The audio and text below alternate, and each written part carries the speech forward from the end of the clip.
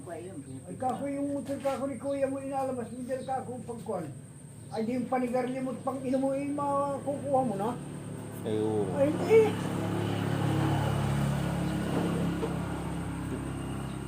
Kung napasada mo lang, kahit isang kan lang, sigoy-sigoy lang dyan. Ay di kay pag yun ay may eskwela siyang 5 ay di kay ay magkano pa DYC. O malay mo kung merong kung wala ko na. Ay wala eh. Makapaisip din yun. Ay, hindi ko na inaintay yung putang nang makaisip siya. 5 taon na?